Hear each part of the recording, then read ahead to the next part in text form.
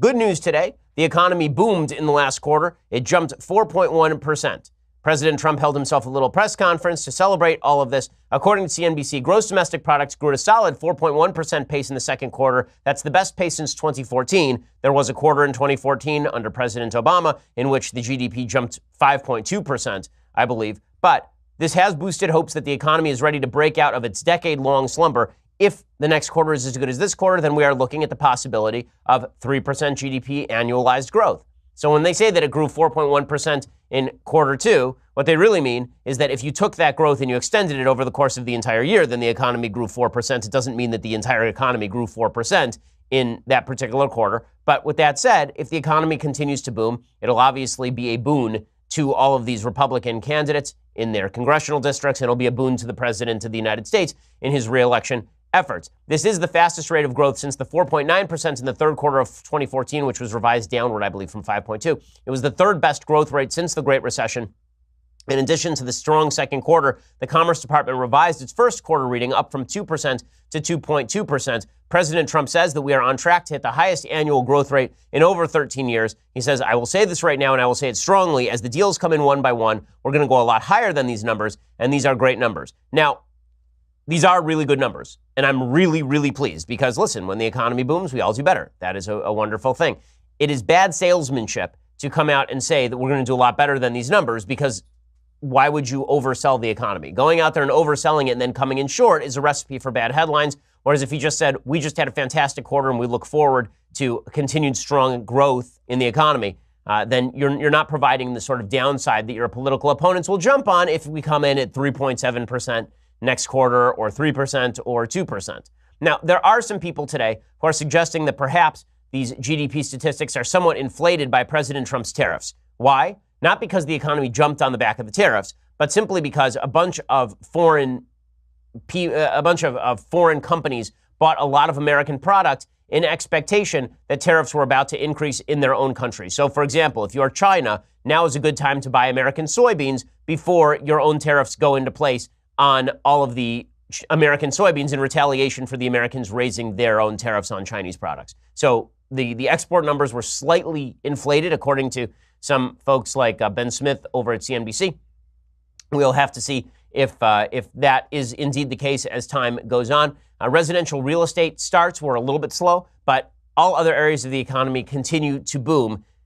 All of this is very good for the president of the United States. One company that is not booming, however, is Facebook. Facebook has taken a massive hit. During a conference call on Wednesday, Facebook Chief Financial Officer David Wayner predicted bad news for the second half of the year. The company's shares immediately began a drastic retreat in the extended session. Facebook would see a $100 billion blow to its market cap after shares plunged 20% because the bloodbath was continuing into Thursday's trading session. The decline was stunning not only because of the scale, according to MarketWatch, but because Facebook had managed to avoid this type of punishment through a multitude of sins, too numerous to fully list. While the Cambridge Analytica controversy weighed on the stock, it had easily rebounded from those declines, even during Mark Zuckerberg's head of Facebook, congressional hearings earlier this year. The company's shares rebounded during his testimony. Facebook seems to have become the Teflon company, but when it comes to finance, you actually have to show profit. And one of the things that Facebook has done is they've cut off a lot of avenues to profit by cutting off a lot of their advertisers, particularly on the news side.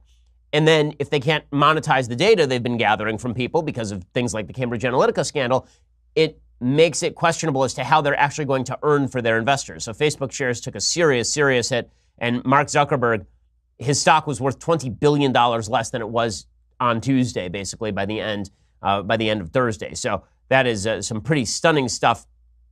Colin Sebastian, who's an analyst with Robert W. Baird, wrote, clearly Facebook is more focused this year on strengthening content quality and platform security, which likely accounts for part of the deceleration in revenues and user growth. We note that our surveys earlier this year had suggested some Facebook fatigue, which may now be showing up in results. So some of these social media companies, and Facebook has basically a monopoly on social media, some of these social media companies are losing the trust of their customers, and they are seeing that reflected in their stock prices. The same thing, by the way, is true over at Twitter, which has been taking stock hits this week. If you look at their stock price right now, as in today, it has been down significantly today. It's down almost 20% at one point during the day. And over the course of the last 5 days, it has taken a massive hit, starting at the end of the trading day on Thursday.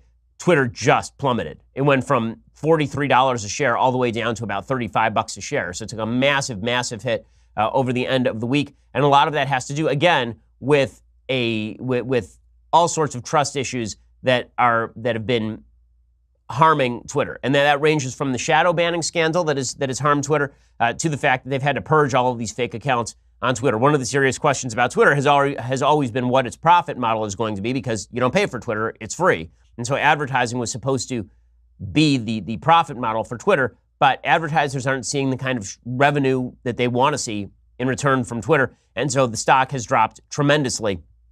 The company did post another profit, which for the third consecutive quarter, it was able to do so in the company's history. And the $134 million in net income it reported amounts to 13 cents a share. Twitter's top line did climb, and it beat the fact-set consensus estimate according to MarketWatch. But investors were reacting to Twitter's slowing user growth because its monthly user count went south. It fell by 1 million to 355 million from the year's first quarter. So people are simply not joining Twitter at the same rate. They may be experiencing the limit of the number of people who actually want to be on Twitter, which makes some sense because right now, what you're seeing on Twitter is social media mobbing becoming the most popular form of entertainment on Twitter. Somebody says something and you destroy them. Somebody says something you don't like and you decide to end their career. That means that a lot of prominent people are no longer going to take part in Twitter. They're not going to take part on Facebook. A lot of these social media companies have reaped the whirlwind, and they would have been a lot better off if they just said, listen, we're a platform. What happens on that platform? Not our job to police it other than criminal activity. But instead, the folks over at Twitter have said, we want to make a better user experience with healthier conversation. And then people on the right say, well, yeah, but your definition of healthier conversation is not allowing us to talk. Right? Your definition of a healthy conversation on Twitter is shadow banning us, preventing our tweets from being seen. And the same thing on Facebook, where people say, well, you've discriminated against particular points of view on Facebook. Why would we want to give you our business? These social media companies decided they didn't want the backlash from the left, and instead they drew the backlash from the right. I don't think that fully explains the decline in stock price, but it has something to do with the overall lack of trust people now feel in social media. And the politicization of business is having some major impact across the board, and not just on people on the right, on people on the left as well. The latest example comes courtesy of the Huffington Post. So on Thursday, the Huffington Post revealed an absolute bombshell. Liberal columnist Jonathan Chait of New York Magazine was in an all-hands staff meeting, and he said at this meeting that part of him was glad that President Trump had won the Oval Office. This required the Huffington Post to run a front-page story about how terrible Jonathan Chait is. Jonathan Chait is a hardcore liberal, right? Big government, hates President Trump, doesn't like conservative policy. But according to the Huffington Post's Ashley Feinberg, Chait, among others on the magazine's editorial staff, was asked whether any part of him was happy that President Trump had won, thanks to the possibility of more exciting content. And Chait answered honestly. So according to the Post, listen to the way the Huffington Post reports this. There's a woman named Traister, Rebecca Traister, who's a writer at large there. Traister went first and gave the right answer, which is no, said one employee. I didn't realize that there was a right answer to how do you feel about things. She said there isn't a single molecule of her that is happy Trump won and that we'll all face repercussions for generations. Chait, however, answered the question with an affirmative 100%. According to the staffer, Chait said with a laugh, maybe that makes me a sociopath. Some of the employees in attendance said the group was stunned by Chait's response. Others were less surprised to hear the sentiment come from a self-described disenfranchised white man. This is how the left responds to its own when they say something mildly positive about President Trump. Not even that they love President Trump, want President Trump to remain president, but just he's entertaining. Right? The level of horror in the Huffington Post article is telling, and of course, Jonathan Chait then got dragged on social media, requiring him to respond to the Huffington Post, in which he said that his comments were, quote, intended for an audience which I assume was familiar with my work and the obvious seriousness with which I take politics in general and Trump in particular. I was commenting in an ironic and self-deprecating fashion about the way in which I can professionally disassociate myself from the events I am commenting on. But that didn't stop folks on the left from losing it. Jeet here over at The Atlantic said the disappointing thing here is that Chait, as I thought when I saw the headline, isn't an accelerationist, meaning there are some people on the left who are happy that Trump was elected because they think that it's going to precipitate a vast move to the left, but that's not what Chait was saying. Andy Zeisler, who's another lefty blue check mark, said, LOL, I'm such a sociopath, actual sociopath. And then, of course, you have folks like Oliver Willis at Media Matters, who is a complete dolt, saying, how white male of him. So the left is now eating its own. And then you wonder why so many people don't want to take part in social media. You wonder why it is that so many people are running screaming from companies like Facebook and Twitter and why Facebook and Twitter, in an attempt to stem that tide, have decided to crack down on conversations. It turns out that open fora, I mean, honestly, I sort of feel for the heads of Facebook and Twitter to the extent that open fora are going to lead to a large amount of meanness. But if you crack down